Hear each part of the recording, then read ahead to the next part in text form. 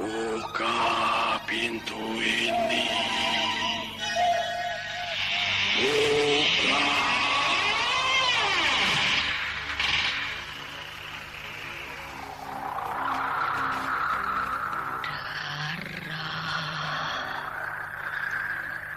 Aku butuh darah.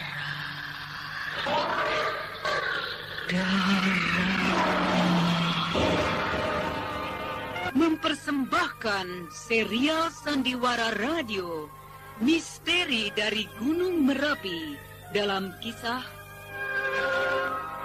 Dua Siluman di Malam Purnama. Naskah karya Asmadi Syafar. Teknik dan montase Z. Lesmana dengan sutradara Asmadi Syafar.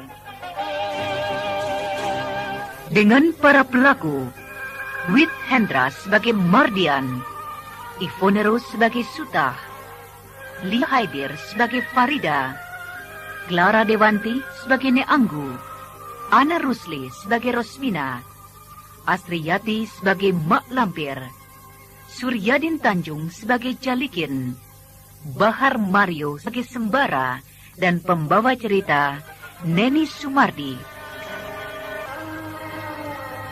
Mardian,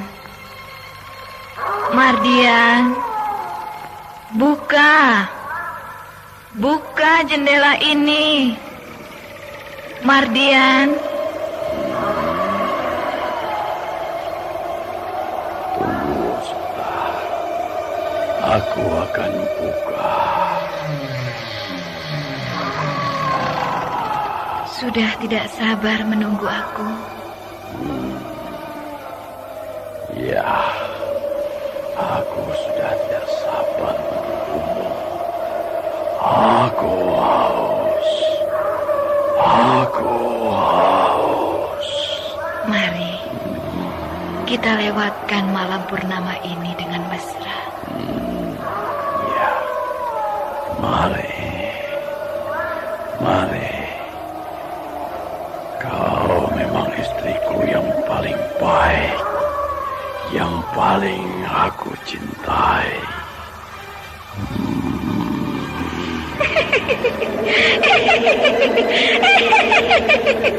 Kau memang benar-benar penurut, Mardian. Kau sangat penurut, sehingga Mak Lampir selalu mengikutimu kemana saja kau pergi.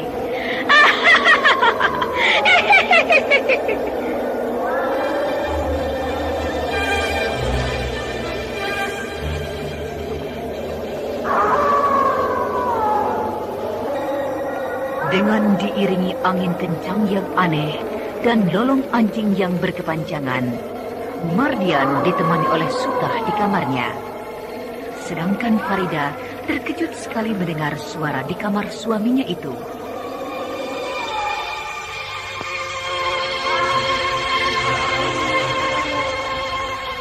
Kenapa anjing itu selalu melolong ya? Seperti ada sesuatu yang tidak beres. Aku akan menikmati malam purnama ini bersamamu.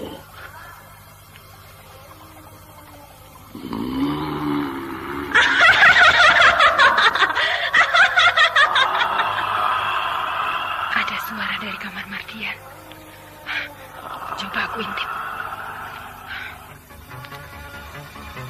Aku akan mengintip lewat lubang ini.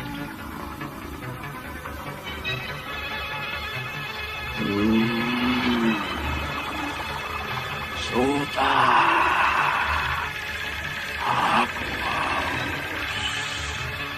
Aku haus darah. Hah? Di dalam kamar ini ada harimau. Pasti itu Mardian. Darah. Aku butuh darah. Kau tidak akan mendapatkan darah dariku.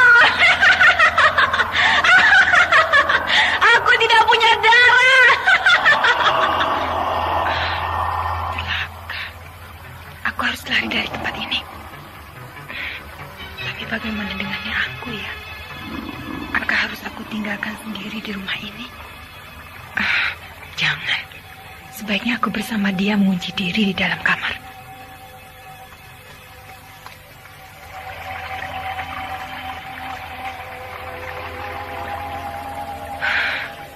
Benar-benar celaka. Kau dari mana, Farida? Nek Anggo, aku baru dari luar, Nek. Kenapa wajahmu pucat? Tidak apa-apa, Nek. Nek Anggo tidur. Baru saja aku tertidur. Mari, Farida. Marilah tidur. Hari sudah larut malam. Iya, Nek. Aku juga sudah mengantuk. Raungan harimau. Nek Anggo mendengarnya. Kau dengar, Farida? Ada raungan harimau. Tidak, Nek. Suaranya dekat sekali. Nah, itu. Dia meraung lagi. Iya, Nek. Aku mendengarnya. Mungkin harimau yang berada di hutan sana. Tidak. Suaranya dekat sekali. Aku akan melihatnya. Nah, itu Farida. Seperti ada di dalam rumah ini. Benar-benar aku akan melihatnya. Tidak usah, Nek. Tidur sajalah. Aku penasaran. Masa bunyi harimau itu dekat sekali? Nek, tidak usah keluar. Nanti Nek Anggo diterknya. Kita lihat sebentar. Siapa tahu ada harimau dari hutan. Dan sekarang berada dekat rumah kita.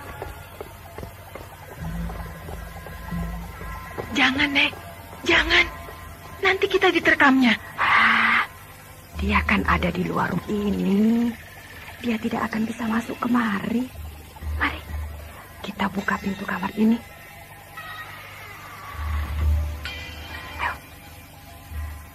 Ayo. Kenapa kau diam begitu? Ayo ikut aku. Ya, marilah.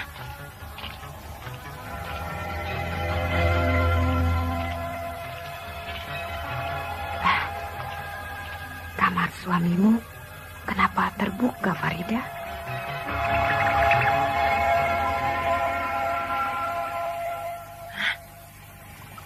Dia sudah tidak ada di kamarnya. Nah, itu Farida. Pintu luar itu terbuka. Aku harus menutupnya. Jangan, Nek. Nanti ada harimau di sana. Tapi sudah tidak terdengar apa-apa. Aku tutup. Malah kalau terbuka, dia bisa masuk nanti.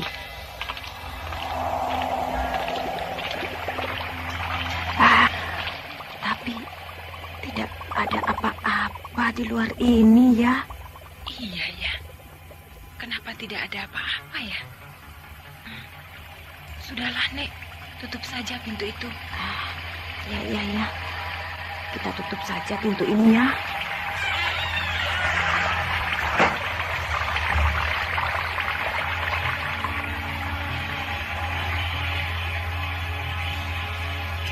Dengan perasaan yang tidak menentu, Farida mengikuti kembali Nek Anggo ke dalam kamar.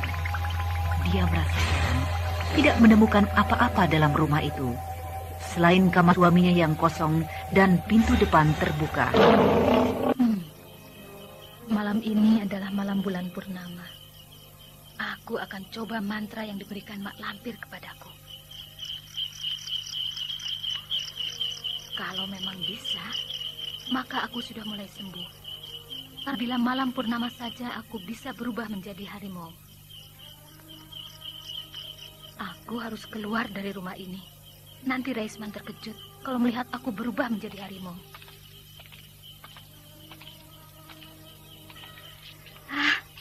Benar. Malam ini benar-benar bulan purnama. Aku akan mencobanya. Mak Lampir, penghuni rumah tua, datanglah. Berilah aku kekuatan. Aku akan berubah menjadi siluman. Kenapa tidak mau ya? Aku harus coba sekali lagi. Mak Lampir, datanglah. Berilah aku kekuatan. Aku akan berubah menjadi siluman.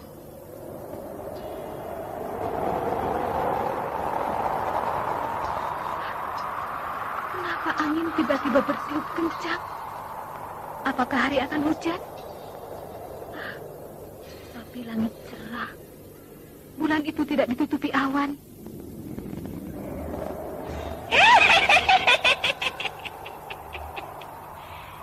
Kau memanggil aku, kan? Iya, aku memanggilmu. Panggilanmu pada malam purnama ini sangat jelas aku dengar. Sehingga aku datang melihatmu. Apa perlumu, Lasmina? Aku ingin membuktikan apakah pada malam ini aku bisa berubah menjadi siluman harimau.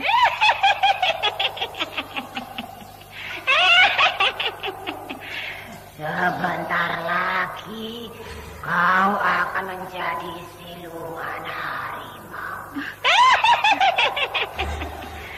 Cuma ada satu syarat yang harus kau penuhi. Satu syarat? Syarat apa, Mak Lampir? Kau tidak akan berubah kembali jadi manusia kalau kau tidak mendapatkan darah manusia untuk pelepas dahagamu.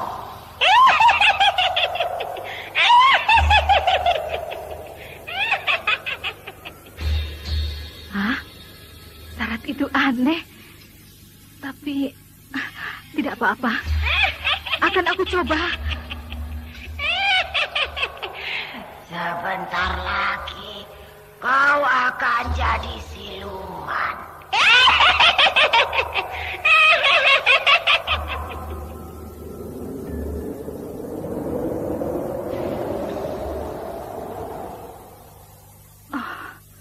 Angin itu tidak bertiup lagi. Dan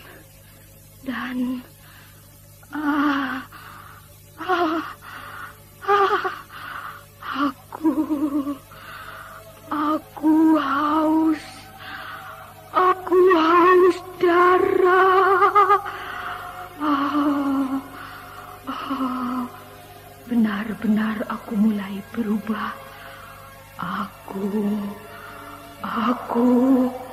Aku berubah jadi harimau siluman.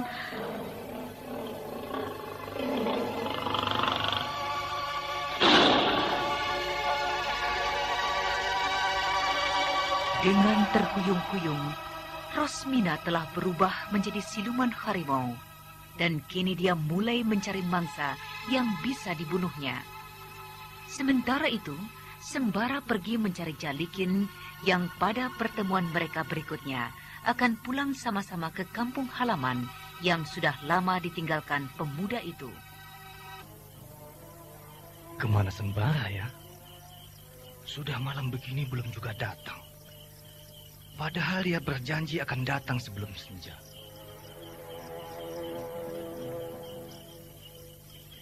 Ataukah dia tidak dapat menemukan tempat aku menginap ini ya? Sebaiknya aku saja yang mencari dia. Dia menginap di penginapan mulia. Malam ini terang bulan. Pasti ini bulan purnama. Karena bulan itu bulat betul. Kebetulan aku berangkat ke tempat Sembara tidak begitu gelap. Kota ini benar-benar sepi. Seperti penghuninya malas keluar rumah. Pada Padahal bulan bersinar terang.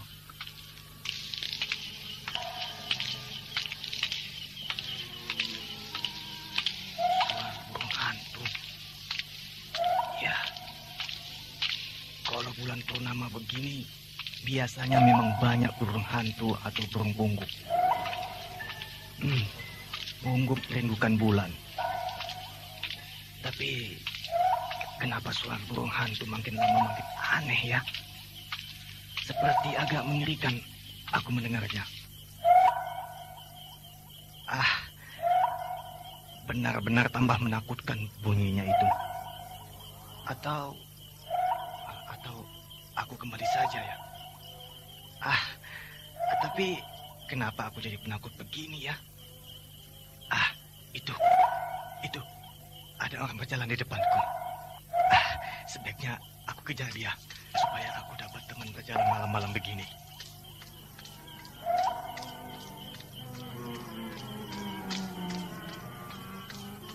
Tapi kenapa orang itu badannya agak besar ya?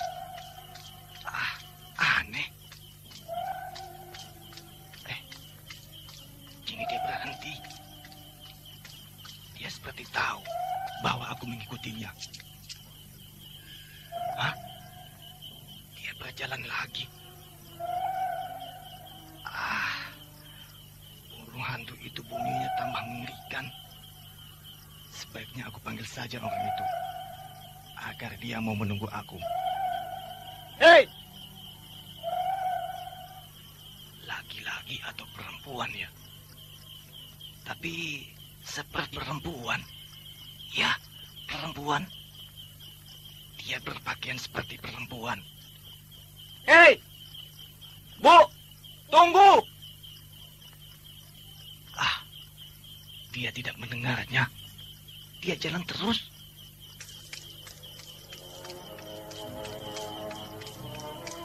Bu! Tunggu sebentar! Dia berhenti. Aku harus kejar dia.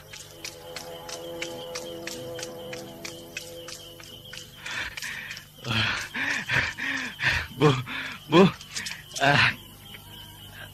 kenapa dia membelakangi aku ya? Bu, boleh saya mengganggu? Kau memanggil aku. Suara perempuan ini parau. Dan dia tidak mau melihat aku. Selalu membelakangi aku. Saya mau ke arah sana. Boleh kita berjalan bersama-sama? Boleh. Aku juga mau ke arah sana. Terima kasih. Kau seperti ketakutan. Iya, malam-malam begini memang agak takut jalan sendirian. Tapi kau tidak takut melihat muka aku, bukan? Nah, ini, lihatlah. Muka kamu harimau. Iya, memang. Aku memang harimau. Harimau siluman. Jangan ganggu aku. Kau mau kemana? Jangan dekati aku. Kau memang sudah aku tunggu sejak tadi. Dan kini kau harus mati. Ampunilah aku tidak bersalah apa-apa. Aku tidak peduli. Kau harus mati. Mati. Kau harus mati.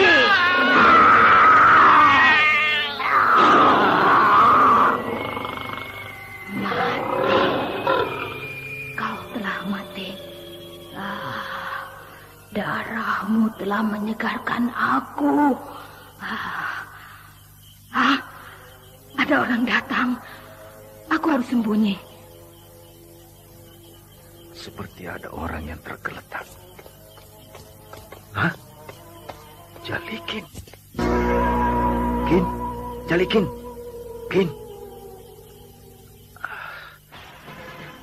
Dia mati. Darah. Badannya penuh darah. seperti dikoyak harimau. Aku terlambat. Aku datang terlambat. Hah?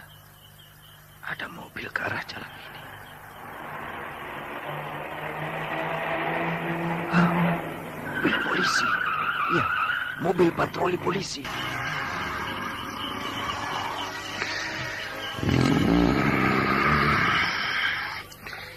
Ini mungkin tempat sembara menginap. Penginapan mulia. Ya, benar. Ini dia. Aku akan bunuh dia malam ini. Dia tidak akan bisa menghadapiku bila aku sudah jadi siluman begini.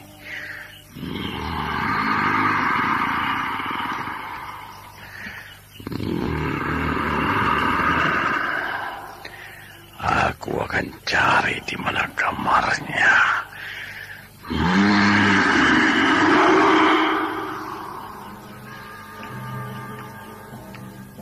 Dengan bergerak mengelilingi penginapan itu, Mardian berusaha mencari kamar sembara. Dia benar-benar yakin bahwa musuhnya akan dapat dihabisinya malam itu.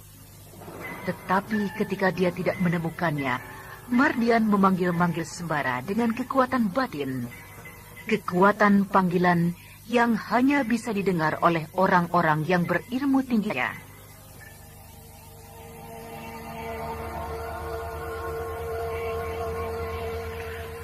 Sembara, keluar kau. Aku datang untuk membunuhmu. Hah? Ada getaran panggilan dari sebelah luar. Sembara, keluar kau pengecut. Aku akan membunuhmu malam ini. Ada yang menantang Bang Sembara. Aku akan lihat. Siapa yang menantang itu?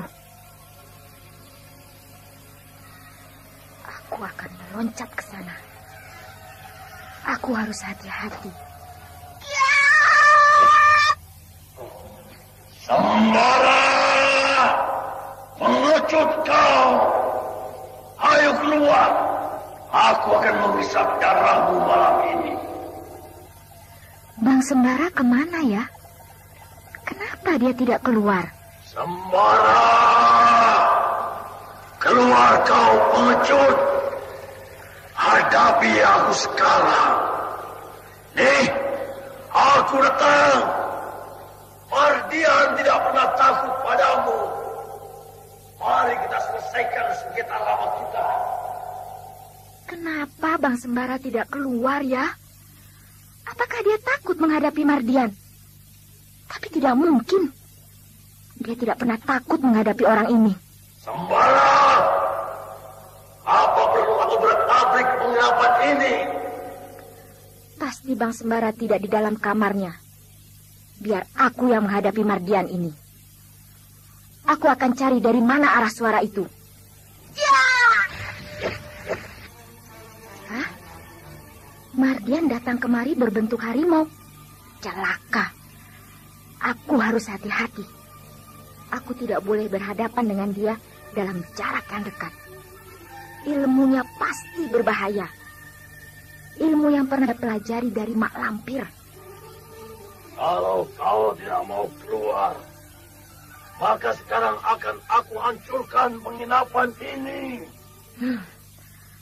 Kalau melihat gerakan dia, pasti telah belajar dari Mak Lampir ilmu pukulan angin topan. Benar. Dia mulai memusatkan pikiran pada kedua tangannya. Hah? Hebat. Kini tangannya mulai berputar cepat. Sebentar lagi, maka pukulan angin topan akan menghantam penginapan ini. Aku harus cegah serangan itu.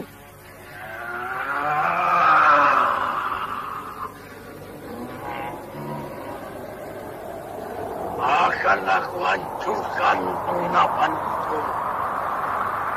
Tangannya sudah mulai mengeluarkan suara angin. Aku tidak boleh terlambat. Aku juga harus bersiap dengan pukulan bendungan nagaku. Ya. Nah, terimalah. Iya.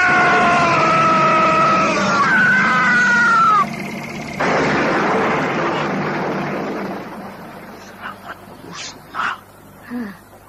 Dia terkejut sekarang. Serangannya bisa aku patahkan. Sebelum dia sadar bahwa serangannya ada yang menghalangi, aku harus serang dia kembali. Ya!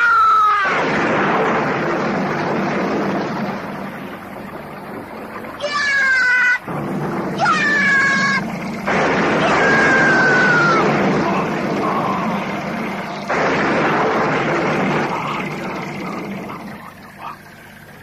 Orang ajar.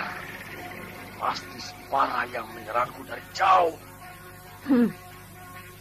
Dia jungkir balik mendapat seranganku. Aku akan permainkan dia. Sekarang akan aku serang dia dengan ilmu pukulan hujan bintangku. Pasti dia tidak bisa berbuat apa-apa.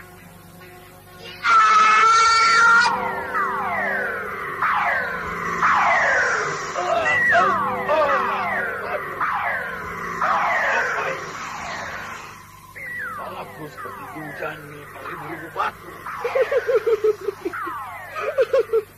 Lucu.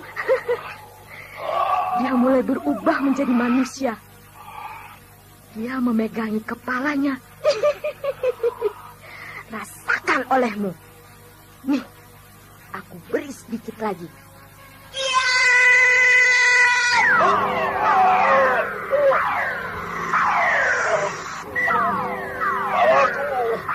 Aku akan balas perbuatan ini. Lucu.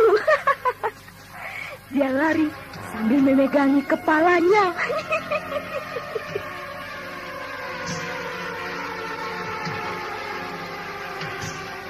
Ternyata Mardian tidak bisa menghadapi Seruni. Mendapat serangan-serangan Seruni, dia berubah kembali menjadi manusia. Karena sebenarnya ilmu mereka itu sama, mereka pelajari dari suri yang sama pula. Hanya saja bedanya, Mardian baru belajar kulitnya, sedangkan Seruni telah sangat mahir mempergunakan ilmunya itu. Sementara itu, Sembara ditangkap oleh polisi karena dia dianggap telah membunuh Jalikin pada malam bulan purnama itu. Oh, jadi kau punya nama Sembara, eh? Ya, Tuan Hansen. Oh, kau kenal dengan orang yang mati tadi malam? Ya, saya kenal. Namanya Jalikin. Jalikin, ya. Di mana kenal? Itu kawan saya satu kampus. Ternyata kau bohong, eh? Jalikin adalah seorang pedagang. Sedangkan kau orang tidak punya kerja. Sudah tentu kau merampok dia guna mendapat uangnya. Saya merampok teman saya. Ya. Karena kau teman dengan dia. Sehingga kau tahu bahwa dia punya banyak uang. Tapi sayang, kau tidak dapat uang itu. Lalu itu si Jalikin kau bunuh. Saya membunuh Jalikin, Tuan. Ya, tentu. Karena tidak ada siapa-siapa lagi waktu itu kecuali kau yang berada di dekat mayat itu. Sewaktu dijumpai oleh aku punya anak buah. Tapi bukan saya yang membunuhnya, Tuan Hansen. Lalu, apa kau bisa bukti siapa yang membunuhnya? Dia itu mati seperti dibunuh oleh harimau. Hei, kau mau coba tipu aku, ha? Mau coba tipu, ha? Lalu aku harus tangkap itu harimau, gitu? Iya, Tuan. Dia mati memang diterkam harimau. Kasih, kau jangan main-main, Sembara. Aku tidak suka orang main-main dengan aku. Sekarang, kamu harus ditahan. Saya harus ditahan. Iya, karena tidak ada bukti bahwa orang lain atau binatang yang membunuh Jalikin selain kamu orang. Tapi... Sudah, jangan banyak bicara lagi, Sembara. Ini hari kau kami tahan, karena sudah mengacaukan keamanan kota ini. Tanpa memperdulikan apapun juga, Letnan Hansen menahan Sembara untuk sementara karena memang tidak ada orang lain di tengah malam itu yang berada di dekat Jalikin kecuali Sembara. Sedangkan Mardian telah kembali berada di rumahnya. Farida. Apa? Kemarilah dulu. Ada apa? Kemari sebentar. Hah, ada apa lagi? Ada apa? Apa aku tidak dapat minum kopi pagi ini? Minum? Ya. Sejak kapan aku harus menyediakan minum untuk Bang Mardian? Sejak kapan? Kok aneh pertanyaanmu? Tidak ada yang aneh. Yang aneh bagiku kalau ada siluman harimau berkeliaran di dalam rumah ini. Apa maksudmu? Justru aku yang harus bertanya apa maksudnya siluman harimau itu berkeliaran di dalam rumah ini. Kau menyindir aku, Farida. Hah? Apa Bang Mardian merasa aku sindir? Kau benar-benar keterlaluan, Farida. Kau menghina aku. Aku tidak bermaksud begitu. Aku hanya mendengar raungan harimau tadi malam. Dan boleh kan aku bertanya seperti tadi? Kata-katamu dari tadi sangat menyakitkan hatiku. Menyakitkan hati abang? Ya. Kenapa? Apakah abang memelihara siluman? Diam kau. Apa perlu aku tempelin kamu? Ternyata kau benar-benar sudah tidak menghargai aku lagi. Karena sekarang sudah seenaknya ingin menempelin aku. Baik. Kau lihat. Dan kau akan rasakan bahwa orang yang bernama Mardian tidak semudah itu menerima penghinaan darimu. Benar-benar laki-laki yang hanya mementingkan dirinya sendiri.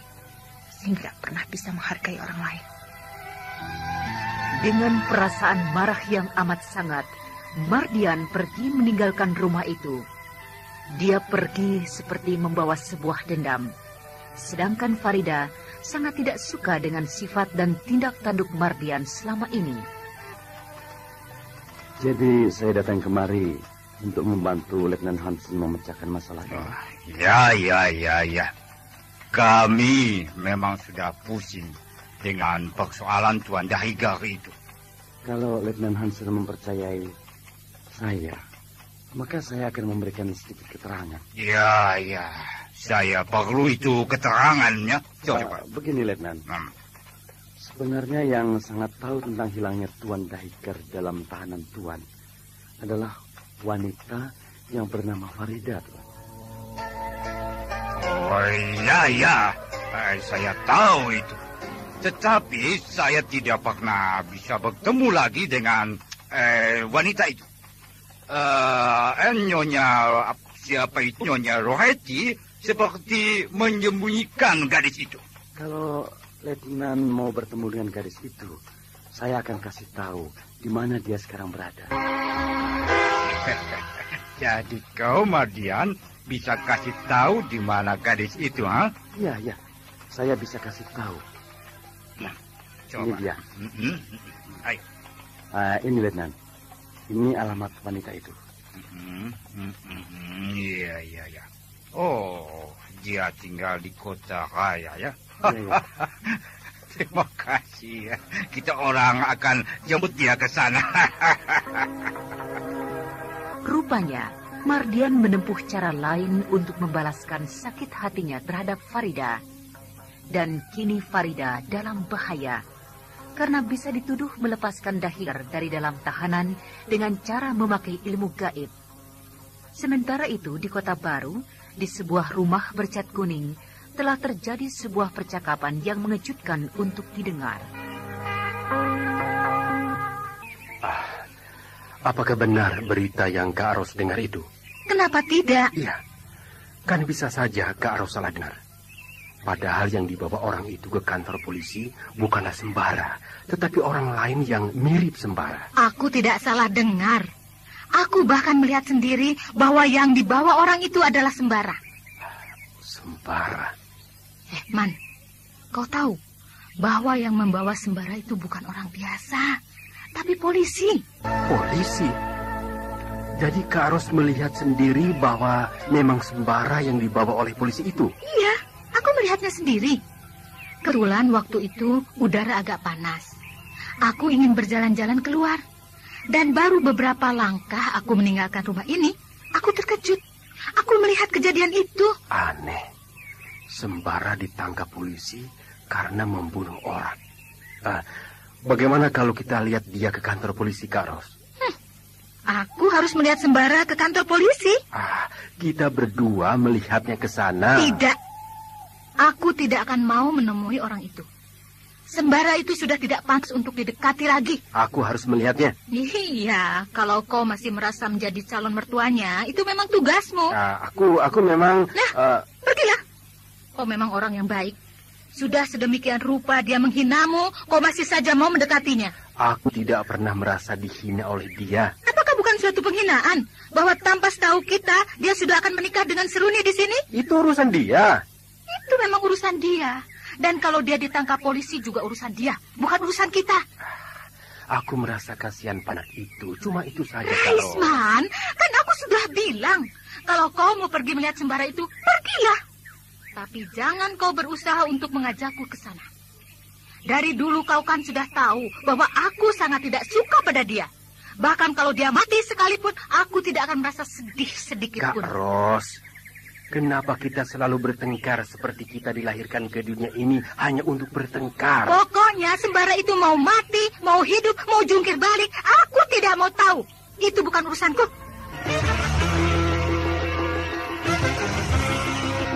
Kembali pertengkaran itu terjadi di antara kedua orang itu. Sementara Rosmina ingin melihat bagaimana Sembara mendapat bencana, sedangkan Raisman ingin agar Sembara bisa selamat dari segala bahaya. Sementara itu, mereka tidak tahu bahwa Farida pun kini dalam ancaman bahaya. Saudara pendengar yang berbahagia, demikian tadi telah kita ikuti serial Sandiwara Radio ini. Sampai jumpa esok hari pada waktu dan gelombang yang sama.